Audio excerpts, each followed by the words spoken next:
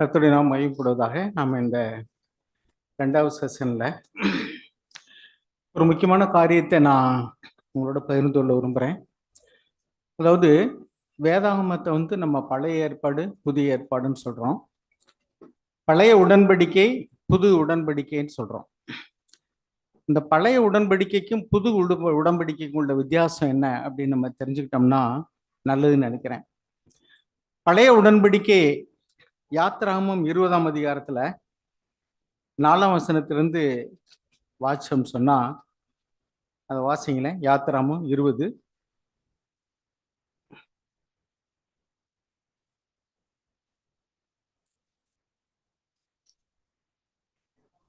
ம் ம் ம் ம் ம் ஆ அப்புறம்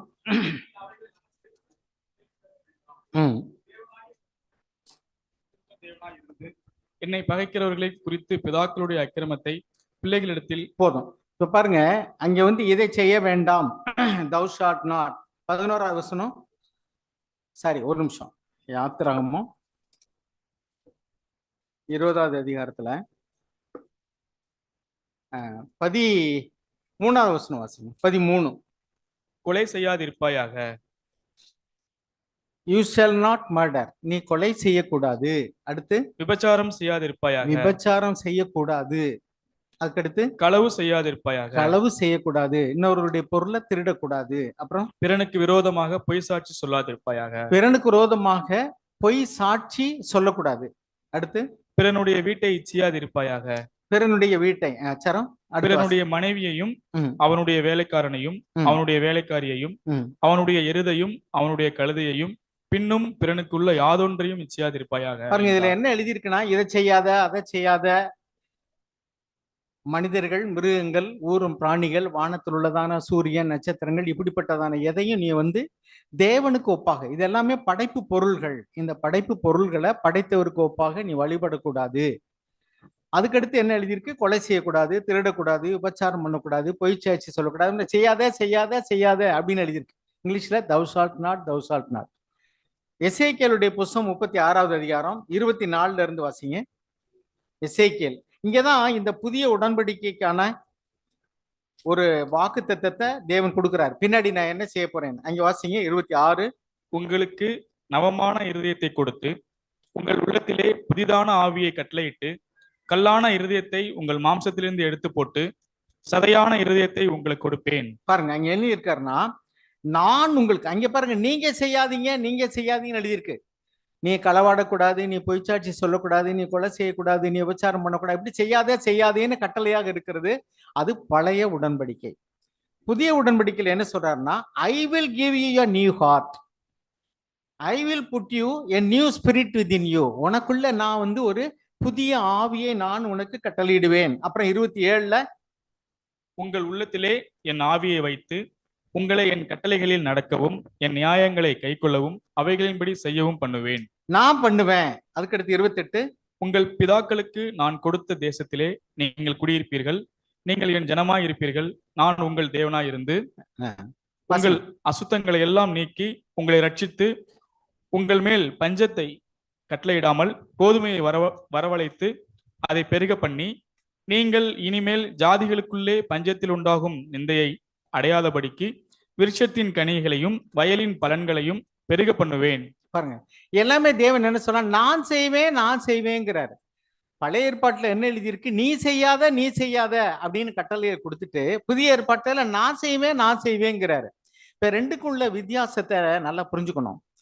புதிய ஏற்பாட்டுல தேவன் என்ன சொல்றாருன்னா, நான் உங்களுக்கு நல்ல இருதயத்தை கொடுப்பேன், கல்லை போல உணர்வு இல்லாம இருக்கக்கூடியதான அந்த இருதயத்தை எடுத்து போட்டு, உங்களுக்கு உணர்வு இல்ல, சதைனா அதுல வலிக்கும், அதுல உணர்வு இருக்கும், உணர்ச்சிகள் இருக்கும், அப்படிப்பட்ட ஒரு நவமான புதிய இருதயத்தை நான் உங்களுக்கு தருவேன், புதிய ஆவியை நான் உங்களுக்கு தருவேன், எல்லாமே நான் செய்வேங்கிறார். I will. அதே மாதிரிதான் புதிய ஏற்பாட்டுல பாருங்க, நாம இந்த ரெண்டுக்கு உள்ள வித்தியாசத்தை நம்ம விளங்கிட்டோம்னா, இந்த புதிய ஏற்பாட்டுல நான் செய்யாத நீ செய்யாதன்னு சொல்லாம நான் செய்வேன்னு சொல்றாரு. அது தேவன் செஞ்சிருக்கிறாரா? அப்படி இல்லைன்னா ஏன் செய்யல? இன்னும் இதைத்தான் நம்ம விளங்கிக்கணும். பாருங்க, புதிய ஏற்பாட்டிலையும் நம்ம வாசிக்கிறோம். நாம ஒரு லூக்கா எழுதின சுவிசேஷம் 12வது அதிகாரம் 32வது வசனம் வாசிங்க. லூக்கா 12:32. பயப்படாதே சிறுமந்தையே, உங்களுக்கு ராஜ்யத்தை கொடுக்க உங்கள் பிதா பிரியமா இருக்கிறார். பாருங்க, do not be afraid little flock, சிறு மந்தையே பயப்படாத. அப்புறம் என்ன சொல்றாரு? உங்கள் பிதா, கடவுளை தேவன் அப்பா அப்படின்னு காண்பித்தது இயேசுதான். கடவுள் அப்பா. ஏன்னா பல தெய்வங்களை வழிபடுகிறவர்கள் எல்லாரும் தெய்வம்னா ஒரு பயங்கரமான ஆயுதங்களோடு கூட, அறிவாலோ அல்லது ஈட்டியோ எப்படியோ வச்சு சாமி பழி வாங்கிரும் அப்படிங்கிறது மாதிரிதான் ஜனங்களை அறிஞ்சிருக்காங்க. ஆனா இயேசு தான் தெய்வம் நமக்கு அப்பா. ஏன்னா அவருடைய ஆவியிலான நம்ம பிறந்திருக்கிறோம். நம்ம மறுபடி பிறந்த மனம் திரும்பின நம்முடைய இருதயம் பரிசுத்த ஆவியினால வந்தது. அப்ப ஒரு மனுஷனுடைய வித்தினால பிறந்த உங்களுக்கு பிறக்கிறவர்கள் அவரை அப்பான்னு சொல்றோம். நம்ம யார் மூலமா பிறந்தமோ அவங்கள அப்பான்னு சொல்றோம். நாம இப்ப ஒரு ஆவியில உள்ளான இருதயத்துக்குள்ள மறுபடி பிறக்கும் பொழுது நம்முடைய மாற்றத்துக்கு காரணம் பிதாவாகிய தேவன். அவருடைய ஆவியினால பிறந்திருக்கோம். அதனாலதான் அவர் அப்பாங்கிறோம். இப்ப தேவனை அல்லது தெய்வத்தை நமக்கு அப்பாவாக காண்பித்தவர் ஆண்டவராய் இயேசு. இப்ப இவர் என்ன சொல்றாருன்னா, பரலோகத்தில் இருக்கிற உங்கள் பிதா உங்களை குறித்து என்ன விருப்பமா இருக்கிறார்னா, அவருடைய ராஜ்யத்தை உங்களுக்கு கொடுப்பதற்கு அவர் விருப்பம் உள்ளவரா இருக்கிறார். He will give you the kingdom.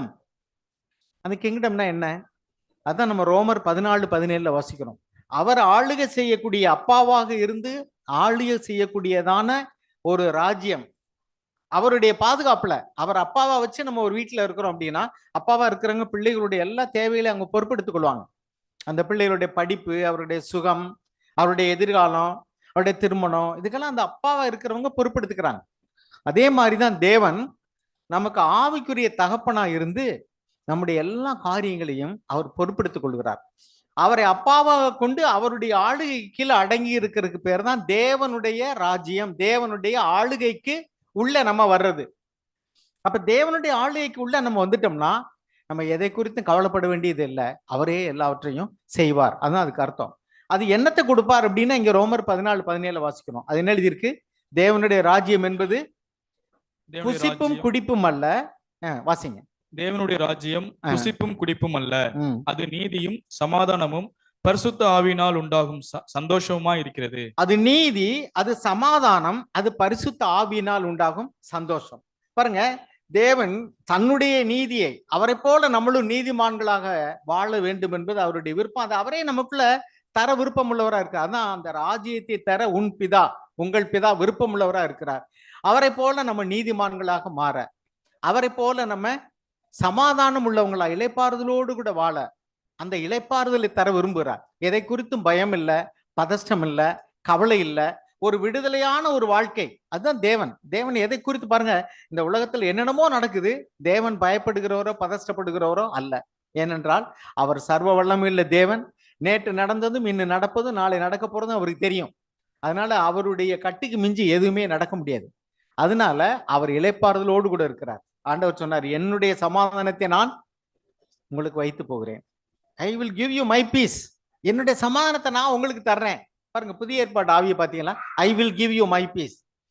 The father will give you his kingdom. அவருடைய ராஜ்யத்தை அவர் கொடுப்பார்.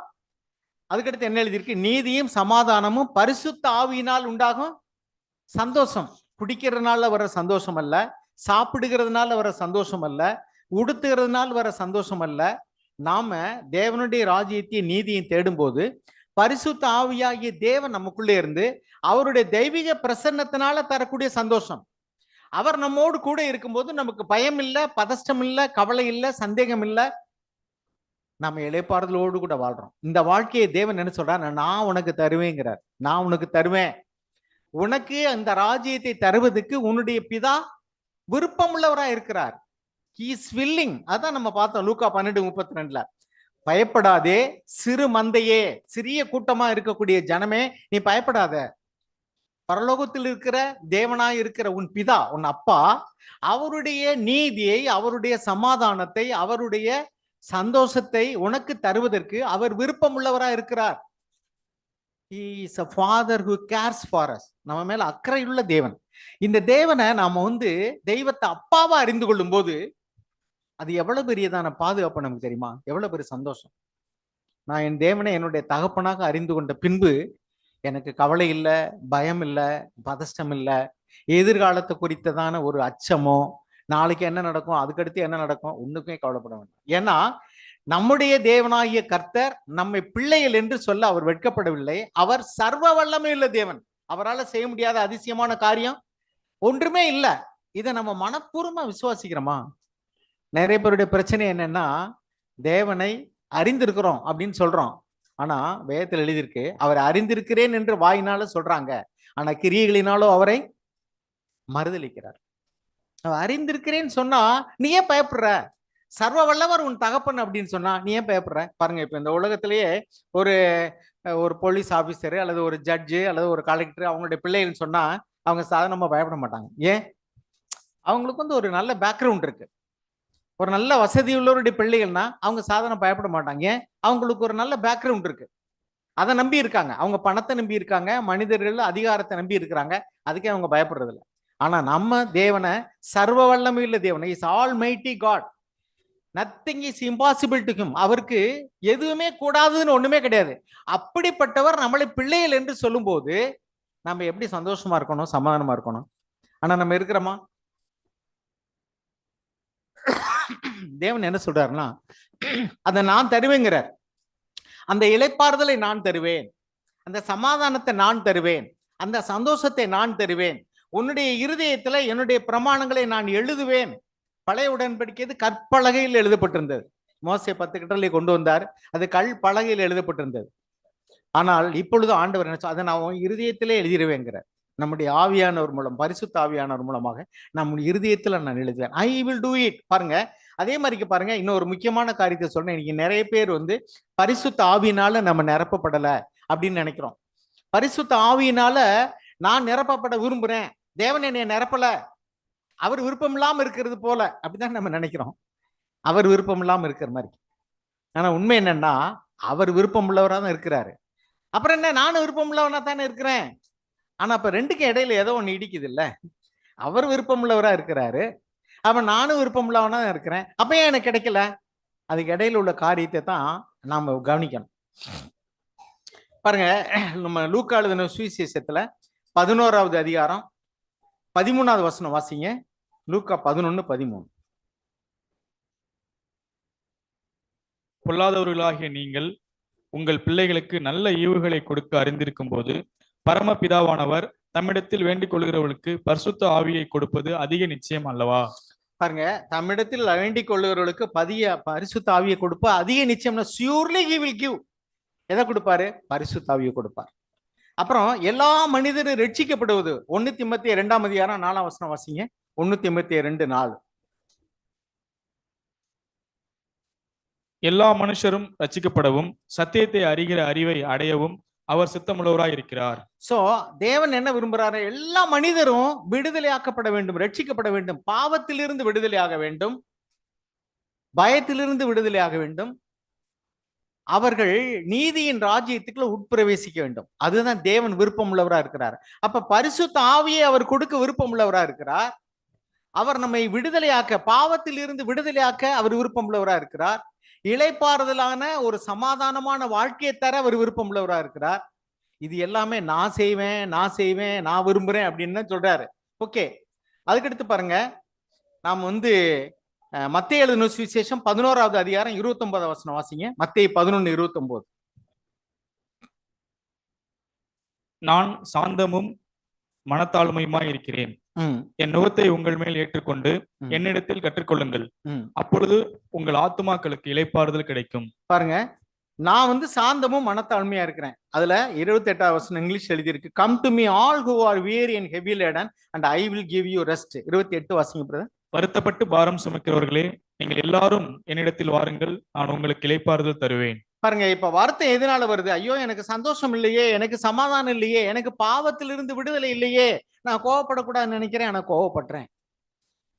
நான் இன்னும் எத்தனையோ பாவங்கள் செய்யக்கூடாதுன்னு நினைக்கிறேன், ஆனா செஞ்சிடறேன். என் இருதயத்துல இப்படிப்பட்ட கெட்ட எண்ணங்களுக்கு இடம் கொடுக்க கூடாதுன்னு நினைக்கிறேன், ஆனா நான் கொடுத்துட்றேன் அப்படின்னு சொல்றவங்க ஆண்டவர் என்ன சொல்றாரு? இதுவே உனக்கு இப்ப பாரம் ஆயிடுச்சா? இப்ப வா, நான் உனக்கு இளைப்பாறுதல் தருவேன். வருத்தப்பட்டு பாரம் சுமக்கிறவர்களே என்னிடத்தில் வாருங்கள், நான் உங்களுக்கு இளைப்பாறுதல் தரேன். ஐ வில் கிவ், அப்படிதான் எழுதியிருக்கு. ஐ வில் கிவ் யூ ரெஸ்ட். இந்த வார்த்தையை கவனிச்சிங்களா? பழைய ஏற்பாட்டுல என்ன எழுதியிருக்கு? நீ செய்யாத நீ செய்யாதேன்னு எழுதியிருக்கு. புதிய ஏற்பாட்டுல எழுதியிருக்கு நான் கொடுப்பேன் நான் கொடுப்பேங்கிறார். புது இருதயத்தை நான் கொடுப்பேன், புது ஆவியை நான் கொடுப்பேன், புது ரட்சிப்பை நான் கொடுப்பேன், இளைப்பாறுதலை நான் கொடுப்பேன். என்ன சாமி கொடுப்பேன் கொடுப்பேன்ட்டு பேசாம போறீங்களே, எப்ப கொடுக்க போறீங்க? தேவன் பொய் சொல்லுகிறவருக்கு அவர் மனிதன் அல்ல. அவர் நாம கேட்கிற விதத்தை குறித்து ஒரு காரியத்தை சொல்கிறார். பாருங்க, எசேக்கியேலுடைய புஸ்தகத்துல நம்ம நிறைய வாச்சோம். அதுல இன்னொரு வசனத்தை வாசிங்க. 36வது அதிகாரம் 24 to 26 வாசிங்க. எசேக்கியேல் 36 24 to 26 வாசிங்க. நான் உங்களை புறஜாதிகளிடத்திலிருந்து அழைத்து உங்களை சகல தேசங்களிலும் இருந்து சேர்த்து உங்கள் சுய தேசத்திற்கு உங்களை கொண்டு வருவேன். அப்பொழுது நான் உங்கள் மேல் சுத்தமான ஜலம் தெளிப்பேன். நான் உங்களுடைய எல்லா அசுத்தங்களையும் உங்களுடைய எல்லா நரகலான விக்கிரங்களையும் நீக்கி உங்களை சுத்தமாக்குவேன். நீங்கள் சுத்தமாவீர்கள். போதும்.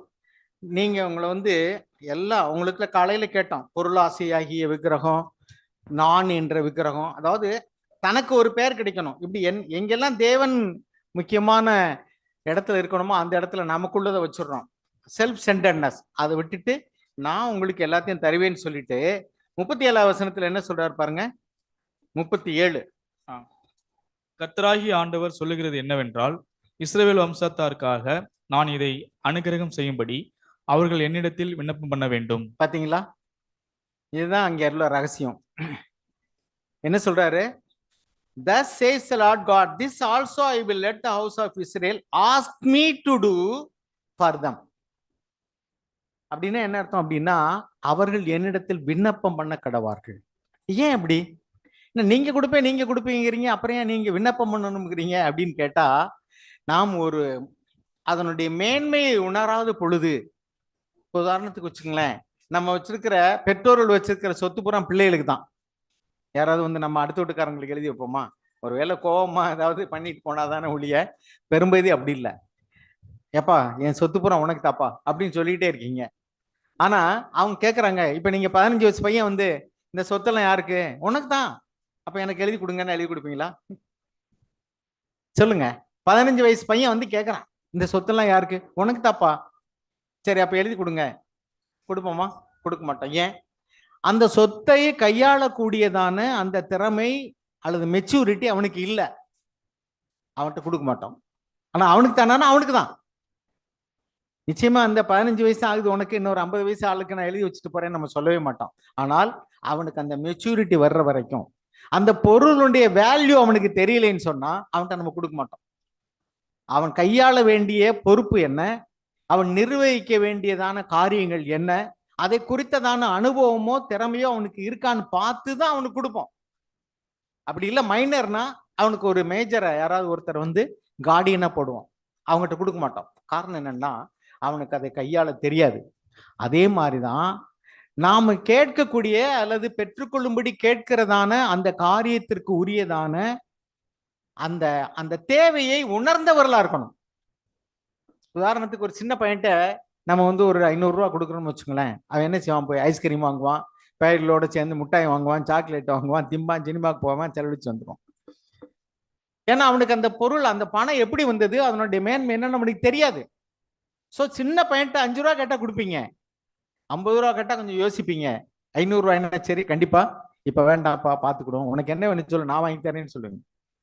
அதே மாதிரிதான் தேவன் இளைப்பாறுதலை தர விரும்புகிறார், ரட்சிப்பை தர விரும்புகிறார், சந்தோஷத்தை தர விரும்புகிறார், சமாதானத்தை தர விரும்புகிறார், பரிசுத்த ஆவியையும் தர விரும்புகிறார். ஆனால் அதனுடைய மேன்மையை உணர்ந்து நாம கேட்கணும் அப்படின்னு விரும்புறார். லூக்கா எழுதின சுவிசேஷத்துல 11வது அதிகாரத்துல இன்னைக்கு சபைக்கு வர்றவங்க நிறைய பேர் பரிசுத்த ஆவியை பெற்றிலான்னு கேட்டா முழிக்கிறாங்க. வேற சபைக்கு போறவங்க நான் அந்நிய பாஷையை பேசுறேன், அபிஷேகம் பெற்றுக்கிட்டேன்னு சொல்லிடுறாங்க. அதை நம்ம ஏற்றுக்கொள்வதில்லை. அந்நிய பாஷை என்பது வரங்களில் ஒன்றுதானே ஒழிய அது அபிஷேகம் பெற்றதுக்கான அடையாளம் அல்ல. ஆனால் பரிசுத்த ஆவியை பெற்றுக்கொண்டதற்கான அடையாளம் என்னன்னா கனிகள் தான். ஏன்னா ஆண்டவரே சொன்னார், அவருடைய கனிகளினாலே அவர்களை அறிவீர்கள் சொல்லிட்டு. ஆனா பரிசுத்த ஆவியை கொடுப்பேன்னு ஆண்டவர் சொல்றாரு, நான் கொடுப்பேன் அப்படின்னு சொல்றாரு. ஆனா ஏன்னா யோவான் இதை வாசிக்கிறதுக்கு முன்னாடி யோவான் 14 வாசிங்களேன், 27 வாசிங்க. யோவான் 14:27. சமாதானத்தை உங்களுக்கு வைத்து போகிறேன், ம், என்னுடைய சமாதானத்தையே உங்களுக்கு கொடுக்கிறேன். ம். உலகம் கொடுக்கிற பிரகாரம் என்னுடைய சமாதானத்தையே நான் கொடுக்கிறேன். அப்புறம் இன்னொன்னு பாருங்க, 21 வசனம், அதுல பின்பகுதி பாருங்களேன். அவனுக்கு என்ன என்னை 21 வெளிப்படுத்து. 21 அதுக்கு முன்னாடி பாருங்க. ஐ will love him and will disclose my self to him. பாருங்க, என்னிடத்தில் அன்பா இருக்கிறவன் என் பிதாவுக்கு அன்பா இருப்பான், ஆ, நானும் அவனில் அன்பா இருந்து. பாருங்க, நானும் அவனில் அன்பாய் இருப்பேன். I will love him, I will love him. நான் அந்த வார்த்தையை தான் சொல்ல விரும்புறேன். I will love him, I will give you, I will give you my peace. நான் என்னுடைய சமாதானத்தை கொடுப்பேன், நான் என்னுடைய சந்தோஷத்தை கொடுப்பேன், நான் என்னுடைய இளைப்பாறுதலை கொடுப்பேன், நான் அவனை நேசிப்பேன். I will love him. So இப்படியெல்லாம் கொடுக்கிற ஆண்டவர் என்ன சொல்றாருன்னா, இங்க லூக்கா 11 பாருங்க, 9வது வசனம். எப்ப கொடுப்பார்? நாங்க எசேக்கியேல் 36 நான் வாட்சி காமிச்சேன், 37வது வசனத்துல. ஆனாலும் அவர்கள் கேட்க வேண்டும், அதனுடைய மேன்மையை உணர்ந்து அவசியத்தை உணர்ந்து கேட்க வேண்டும், அப்பொழுது கொடுப்பேன். கேளுங்கள், அப்பொழுது உங்களுக்கு கொடுக்கப்படும். தட்டுங்கள், அப்பொழுது உங்களுக்கு திறக்கப்படும். தேடுங்கள், அப்பொழுது கண்டடைவீர்கள். அப்ப கேட்டாதான் கொடுப்பார் ஆண்டவர். அது ஏன் அப்படி கேட்காம கொடுக்க வேண்டியதானே? அப்படின்னா அதனுடைய தேவையை உணரவில்லை என்றால், அதனுடைய மகத்துவத்தை மேன்மையை உணரவில்லை என்றால், அவரிடத்துல கொடுப்பது அது அவர்களையே கெடுத்து விடும். ஒரு சின்ன பையன்ட்ட 15 வயசு பையன்ட்ட நீங்க 10 லட்சம் ரூபாய் சொத்து கொடுத்தீங்கன்னா, அவன் தாறுமாறாக வாழ்க்கையை கெடுத்துக் கொள்வான். அவனை மல்லர் ஏமாற்றி விடலாம், அல்லது மோசம் போய்க்கு விடலாம் அவனே, அல்லது அதுவே அவனுடைய உயிருக்கே ஆபத்தாக கூட வந்து விடலாம். ஒருவேளை நீங்க 15 லட்சம் இன்னைக்கு வந்து ஒரு பவுன் நகை கிட்டத்தட்ட 75,000 விற்குது. ஒரு 10 பவுன் நகையை நீங்க ஒரு 10 வயசு பையன்ட்ட கொடுத்து விட்டீங்கன்னா என்ன ஆகும்? அதுவே அவனுக்கு யாராவது கடத்திட்டு போயிடுவாங்க, இல்லாட்டா பறிச்சுட்டு போயிடுவாங்க. ஒண்ணு அந்த பொருளை இழந்து விடுவான், அல்லது அவனுக்கே அது ஆபத்தாக முடியலாம். ஒரு 10 பவுன் நகையை ஒரு 10 வயசு பிள்ளைக்கு நீங்க போட்டு விட்டீங்கன்னா தெருவில் நீங்க நிம்மதியா இருக்க முடியுமா? அந்த பிள்ளைக்கு தான் நீங்க செஞ்சு வச்சிருப்பீங்க. அது இன்னும் ஒரு 10 வருஷம் கழிச்சு அது கல்யாணத்துக்கு வேணும்னு நகையை செஞ்சு வச்சிருப்பாங்க. ஆனா அந்த 10 வயசுல அது எனக்கு தானே எப்பயே கொடுமான்னா கொடுக்க மாட்டாங்க. ஏன்? கொடுத்தா அது அவங்களுக்கே பாதிப்பு உண்டு. அதே மாதிரிதான் அருமையானவர்களே, தேவன் அநேக விஷயங்களை he is keeping it in store for us. நமக்கு தான் அவர் வச்சிருக்கார். ஆனாலும் அதன் மேன்மையை உணர்ந்து அவரிடத்துல கேட்டாதான் கொடுப்பார். he must ask. பாருங்க எப்படி கேட்கணும்? 9வது வசனத்துல வாசிங்க. மேலும் நான் உங்களுக்கு சொல்லுகிறதாவது, கேளுங்கள், அப்பொழுது உங்களுக்கு கொடுக்கப்படும். ஒரு இதுல எழுதியிருக்கு மொழிபெயர்ப்புல, கீப் ஆன் ஆஸ்கிங் அப்படின்னா keep on knocking, keep on seeking அப்படின்னா தட்டிக்கொண்டே இரு, தட்டிக்கொண்டே இரு, கிடைக்கிற வரைக்கும். ஒரு பொருள் அவசியம்ங்கிறத நம்ம உணர்ந்துட்டோம்னா கிடைக்கிற வரைக்கும் விட மாட்டோம். இன்னைக்கு நிறைய பேர் பரிசுத்த ஆவியை குறித்து சபையில பேசணும்னு வச்சுங்களேன், அவங்க வந்து ஒரு தடவை 2 தடவை ஜெபம் பண்ணுவாங்க. ஒரு மாசம் கழிச்சு கேட்டீங்கன்னா ஜெபம் பண்றேன் பிரதர் அப்படின்னு நம்பிக்கை இல்லாம சொல்லுவாங்க. ஏன்னா அவங்களுக்கு பெற்றுக்கொண்டோம் என்ற நிச்சயமும் இருக்காது. அது பரவாயில்ல, பெற்றுக்கொள்ளுவோம் என்ற நிச்சயமும் இருக்காது. என்ன இல்ல, தேவன் கொடுப்பாருங்கிற நிச்சயம் கிடையாது. ஒன்று அவிசுவாசம், இன்னொன்று தாகமின்மை. ஆண்டவர் சொன்னார், தாகம் உள்ளவர்கள் என்னிடத்தில் வாங்க, தண்ணீரை இலவசமா, ஜீவ தண்ணீரை இலவசமாய் பெற்றுக்கொள்ளுங்கள் சொன்னார். இன்னைக்கு நிறைய பேர் வந்து தேவன் தருவாருங்க நம்பிக்கை இல்ல, தருவாரோ தரமாட்டாரோ. இன்னொன்னு என்னன்னா, நான் வந்து கண்டிப்பாக தொடர்ச்சியாக கேட்டால் அப்பொழுது கொடுப்பார். கீப் ஆன் ஆஸ்கிங், கேட்டுக்கிட்டே இரு, கிடைக்கிற வரைக்கும் விடாத. அப்போ ஒரு பொருள் கண்டிப்பா தேவைன்னா பாருங்க, நீங்க ரொம்ப தாகமா இருக்கீங்க. ஆண்டவர் சொல்ற உதாரணத்தை பாருங்க, தாகமா இருக்கிறவர்களே வாருங்கள்னு என்ன அர்த்தம்? நீங்க வந்து இப்ப தாகமா இருக்கீங்க, மத்தியானம் 1 மணி, இப்ப காலையில இருந்து நீங்க ஒன்னும் சாப்பிடல, தண்ணி தவிக்குது, அப்படியே நாவெல்லாம் வறட்சி கொள்ளுது. இப்ப நீங்க கேக்குறீங்க, யாராவது கொஞ்சம் தண்ணி கொடுங்களேன் அப்படின்ட்டு. யாரும் கொடுக்கல, நீங்க பேசாம இருந்துருவீங்களா? கேட்டேன் ஒருத்தரும் கொடுக்கல அப்படின்னு இருந்துருவீங்களா? சொல்லுங்க. பக்கத்துல கடையில கிடைக்குமா, அங்கே கிடைக்குமா, இங்கே கிடைக்குமா? அப்படி ஒண்ணுமே இல்லை, எனக்கு குளத்துல கிடைக்கிற தண்ணியை போய் கூட குடிச்சிருவோம். மத்த நாள் அந்த தண்ணியை நாம வந்து குடிக்கவே மாட்டோம். ஆனா தாகம் ரொம்ப அதிகமாயிடுச்சுன்னா எப்படியாவது கொஞ்சம் தண்ணி எங்கேயாவது கிடைக்காதா? சாக்கு தான் சொல்லுவாரு, இந்த தண்ணி வந்து எவ்வளவு விலை அப்படின்னு கேட்டா, இன்னைக்கு நம்ம போய் கடையில 20 லிட்டர் 20 ரூபாய் 25 ரூபாய்ங்கிறத 50 ரூபாய்ன்னு சொன்னாங்கன்னா, ஆடப்போ எங்க ஊர்ல சும்மா கிடைக்கிற தண்ணிக்கு போய் 50 ரூபாயான்னு. ஒரு 10 ரூபாய்னா வாங்கிட்டு வந்துருவோம், 50 ரூபாய்னா வேண்டாம்போம். அதுவே வந்து 100 ரூபாய்ன்னு சொன்னா வேண்டாம்போம். ஆனா இதே தண்ணி பாட்டில் ஏர்போர்ட்ல வந்து 200 ரூபாய் நிற்பான், அதை போய் வாங்கி குடிப்பாங்க. ஏன்? வேற வழியே இல்லை, அங்க வாங்கிதான் ஆகணும். அதே மாதிரிக்கு உங்களுக்கு தாகம் அதிகமாயிடுச்சு, பசி அதிகமாயிடுச்சுனாக்கும் எப்படியாவது எனக்கு கொடுங்க. ஏன் பிள்ளை சில பேர் போய் பிச்சை கேட்கறாங்க? ஏன் கேட்கறாங்க? பிச்சை கேட்கறது யாராவது விரும்புவாங்களா? அது ரொம்ப கௌரவ குறைச்சலான காரியம் தான். ஆனால் நம்ம வெட்கத்தை விட்டு கௌரவத்தை விட்டு எப்ப கேட்கறாங்க? ஐயா ஏதாவது இருந்தா கொடுங்களேன் சாப்பிட. எப்படி கேட்கிறோம்? பசி அதிகமாகும் பொழுது நம்முடைய கௌரவம் எல்லாத்தையும் விட்டுட்டு போய் எனக்கு பசிக்குது என்னமாவது கொடுங்களேன். அது பிச்சைன்னு நம்ம சொல்ல மாட்டோம், கொடுங்கன்னு கேட்போம். எனக்கு கொடுங்க, தண்ணி கொடுங்க. அதுங்க தண்ணி ரொம்ப தவிச்சிருச்சுன்னா எப்படியாவது கொஞ்சம் யார்கிட்டயாவது கொஞ்சம் தண்ணி கிடைக்காதா? யார்கிட்டயாவது போய் கேட்டு எப்படியாவது கொஞ்சம் குடிச்சிருங்க. பாருங்க, ஒரு மனுஷன் வந்து பாதாளத்துல இருந்தான், அவனுக்கு தண்ணி தவிச்சிச்சு. அவன் வந்து தன் வீட்டு வாசல்ல படுத்து கிடக்கும் போது பருக்கள் நிறைந்தவனாய் படுத்திருந்த லாசருக்கு என்னன்னு கூட கேட்கல அவன். அப்படி இருக்கிற மனுஷன், ஏன்னா அவர் உடம்பெல்லாம் புண்ணு பருக்கள், அவன் வாசல் பக்கத்துல படுத்திருக்கிறான். அவனை ஏறிட்டு பார்க்கவோ பேச கூட விருப்பமே இல்லை. ஆனா அவன் பாதாளத்துல அவன் வந்து கஷ்டப்படும் போது எழுதியிருக்கு, அக்கினி சுவாலையில நான் வேகுறேன், அவனுடைய விரலை நினைச்சு ஒரு சொட்டு தண்ணியாவது என் நாவல் விட சொல்லுங்க, அவ்வளவு தாகமா இருக்குங்கிறான். அவன் பூமியில இருக்கும்போது அவன் பாட்டில தண்ணி கொண்டு வந்து கொடுத்தா கூட வாங்கி குடிக்க மாட்டான். நீங்க குடிப்பீங்களா? யாரு? உடம்பெல்லாம் புண்ணா இருக்கிற ஒரு மனுஷன். ஆனா இப்ப என்ன கேட்கிறான்? அவன் விரல நினைச்சு, அவன் பூமியில இருக்கும்போது விரல் நினைச்சா சரி கிட்டத்திலே போக மாட்டான், வேண்டான் இருப்பான். ஏன்னா அவன் வந்து திருப்தி அடைந்தவன் தேன் கூட்டையும் மிதிப்பான்னு சொல்றான். அதே மாதிரிதான் அப்ப தாகம்ங்கிறத உணர்றதுக்காக தான் நான் சொல்றேன். அவனுக்கு அங்க தாகம் தனியல. அதனால அவன் எவ்வளவுதான் உடம்பு பூரா புண்ணா இருந்தா கூட அவன் விரல் நுள்ளியில நினைச்சு ஒரு சொட்டாவது கொடுங்களேன் அப்படின்னு கேட்கிற அளவுக்கு அவன் வரும் பொழுது அப்ப அவனுக்கு கிடைக்கல. ஏன்னா அது வந்து பாதாளத்துல இருக்கும்போது அவ்வளவுதான், கைவிடப்பட்டதான் இடம். அது அதுக்கு பேர் தான் நரகம்னு சொல்றோம்.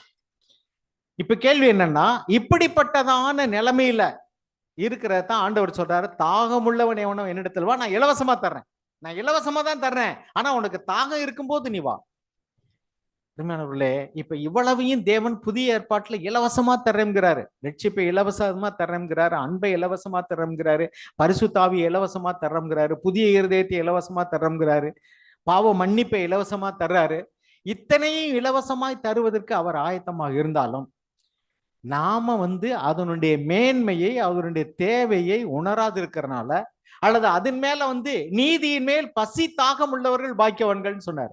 நீதியின் மேல பசியும் தாகமும். இப்ப பசி வந்துருச்சுன்னு நினைக்கிறேன் எல்லாருக்கும். பசி வந்தால் பறந்துடும். நீதியின் மேல பசியும் தாகம் உள்ளவர்கள் பாக்கியவான்கள்னாரு. அப்ப பசியையும் தாகத்தையும் ஏன் சொல்றாருன்னா, அது வந்து அந்த பசினா வயிறு பசி நமக்கு வந்து திருப்தி அடையலைன்னு சொன்னா நம்ம சும்மா இருக்கவே மாட்டோம். எங்கேயாவது என்னமாவது கிடைக்காதா? நம்ம காட்டுக்குள்ள போனோம்னா என்னத்தையாவது, இயேசுனுடைய சீசர்கள் வந்து அந்த கதிர்களை கொண்டு தின்றாங்க. ஏன்? பசி. அதே மாதிரி தேவ சமூகத்து அப்பங்களை அந்த லேவியர்கள் மாத்திரம்தான் சாப்பிடணும். தாவீது போய் கேட்கிறாரு, என்னமாவது இருந்தா குடியாது. ஒரு ராஜா போய் இலவசமா தான் கேட்கிறாரு, என்னமாவது இருந்தா கொடுங்க. யார்கிட்ட? அந்த ஆசாரியன்ட்ட. அவள் தேவ சமூகத்து அப்பம், அதை ஆசாரியில தான் புசிக்கணும், அதை எடுத்து கொடுக்கிறார், அதை வாங்கி புசிக்கிறார். அருமையானவர்களே, இந்த மாதிரியான ஒரு தாகத்தோடு கூட நீங்க கேட்டிருக்கீங்களா? கீப் ஆன் ஆஸ்கிங் அப்படின்னு கேட்டுக்கிட்டே இரு. அதுக்கு ஆண்டவர் வந்து ஓமானம் சொல்ற பாருங்க. எல்லாத்தையும் சொல்ல நேரம் இல்லை. 18வது அதிகாரம் பாருங்களேன், லூக்கா எழுதின சுவிசேஷம் 18ஆம் அதிகாரம். எப்படி கேட்கணும்? முதல் வசனத்தை வாசிங்க. சோர்ந்து போகாமல் எப்பொழுதும் ஜெபம் பண்ண வேண்டும் என்பதை குறித்து அவர்களுக்கு அவர் ஒரு ஓமையை சொன்னார். போதும் பாருங்க, இந்த ஓமையை ஆண்டவர் சொல்லும் போது எதுக்காக சொன்னார் நீங்க எழுதியிருக்கு பாருங்க. நீங்க ஜெபம் பண்ணும் போது சோர்ந்து போயிடக்கூடாது. நான் கேட்டேன் கிடைக்கல கொடுக்கல அப்படின்னு சொல்லக்கூடாது. பாருங்க, மதர் தெரசாவை குறித்து ஒரு மனுஷன் எழுதுன நான் வாச்சேன். மதர் தெரசா இங்க கேள்விப்பட்டிருப்பீங்க. அவங்க வந்து வெளிநாட்டுல இருந்து கல்யாணம் பண்ணிக்கிடாம இந்த நாட்டுல வந்து அங்க இருந்ததான வயோதியர்கள், குஷ்டரோகிகள், அப்படிப்பட்டவங்களுக்கெல்லாம் தன் வாழ்க்கையை அர்ப்பணித்து கொண்டார்கள். அப்படி பண்ணும்போது ஒரு முறை போய் ஒரு வீட்டுல அவங்க போய் யாசகம் கேட்பாங்களாம். அவங்களுக்காக கேட்கல, இவங்களுக்கு என்னமாவது கொடுங்க, என் கூட இருக்கிறவங்க அவங்க வந்து பாவப்பட்டவங்க, அவங்களுக்கு சாப்பாட்டுக்கு என்னமாவது கொடுங்கன்னு. ஒரு வீட்டுல போய் கதவை தட்டிட்டே இருந்தாங்களா அந்த அம்மா. அந்த ஆள் உள்ள இருந்து வந்து ஒரு ஆத்திரத்தோட கூட, என்னம்மா அப்படின்னு கேட்டாராம். கேட்ட உடனே வந்து, ஐயா என்னமாவது கொடுங்க அப்படின்னு கேட்டாங்க. அந்த ஆள் வேகமா கதவை சாத்திட்டு வந்து, போமா ஒண்ணும் கிடையாது அப்படின்னு சொல்லிட்டு போயிட்டாராம். சேலம் மாட்டிக்கிடுச்சான். எது மாட்டிக்கிடுச்சு? கதவுல சேலம் மாட்டிக்கிடுச்சு. இந்த அம்மா அவனுக்குள்ளேயே இருந்திருக்காங்க. மறுபடியும் காலையில வந்து கதவை திறந்தா அந்த மாதிரி இருந்திருக்காங்க. அவர் சொன்னாரு, ஏய் நீ இன்னும் போகலையா அப்படின்னு சொன்ன. சேலை மாட்டிக்கிடுச்சு, எங்கே போறது அந்த அம்மா. இல்லைங்க இன்னும் போகல. அப்படி வந்து காரி என்னமாவது கொடுங்க அப்படின்னாப்லையா. அந்த அம்மா அவர் காரி துப்புனார். அந்த இந்த அம்மா கையேந்தி இப்படி வாங்கிட்டாங்களாம். இது எனக்கு இருக்கட்டும், அவங்களுக்கு என்னமாவது கொடுங்க. இன்னொரு கையை ஏந்தினாங்க. எப்படி நீங்க துப்புன இந்த காரி துப்புனது எனக்கு இருக்கட்டும், அவங்களுக்கு என்னமாவது கொடுங்கன்னு கையேந்தினாங்களாம். அப்ப அந்த அம்மாவுடைய இருதயத்துல பாருங்க, தன்னை நம்பி இருக்கிறவங்களுக்கு எப்படியாவது போஜனம் கொடுக்கணுங்கிறதுக்காக எவ்வளவு அவமானத்தை நிந்தையும் சகிச்சிருக்காங்க பாரு. அந்த ஆள் வந்து முதல்ல ஒருவேளை காரி துப்பி இருந்தா கூட அடுத்தாப்புல ஒருவேளை மனது இறங்கி என்ன செஞ்சிருப்பான், கொடுத்திருப்பான். இது இங்க அப்படிதான் எழுதுறாரு. என்ன சொல்றாரு பாருங்க, ஒரு பட்டணத்துல ஒரு நியாயாதிபதி இருந்தான். அவன் கடவுளுக்கும் பயப்பட மாட்டான், மனுஷனுக்கும் பயப்பட மாட்டான். அவன்கிட்ட போய் அந்த விதவை, அவர் தான் வேற வழி கிடையாது, போய் ஐயா எனக்கு பிரச்சனை இருக்கு ஏதாவது தீர்த்து வைங்கன்னு கேட்கிறாரு. அது தீர்த்து வைக்கன்னு கேட்க கேட்க அவன் வந்து கவனமே இல்லை. ஆனாலும் அந்த அம்மா விடவே இல்லை, டெய்லி போய் அலட்டிக்கிட்டே இருக்கிறான். அப்ப அவன் என்ன சொல்றாரு கடைசியில பாருங்க, அதாவது 5வது வசனத்தை பாருங்களேன். இந்த விதவை என்னை எப்பொழுதும் தொந்தரவு செய்கிறபடினால் இவள் அடிக்கடி வந்து என்னை அலட்டாதபடிக்கு இவளுக்கு நியாயம் செய்ய வேண்டும் என்று தனக்குள்ளே சொல்லிக் கொண்டான். பாத்தீங்களா, அடிக்கடி வந்து என்னை அலட்டுகிறாள். இந்த உதாரணத்தை எதுக்கு ஆண்டவர் சொன்னாராம், நீ எப்படி சோர்ந்து போகாமல் ஜெபம் பண்ணணுங்கிறது குறித்து தான் இந்த உவமையை சொல்றாரு.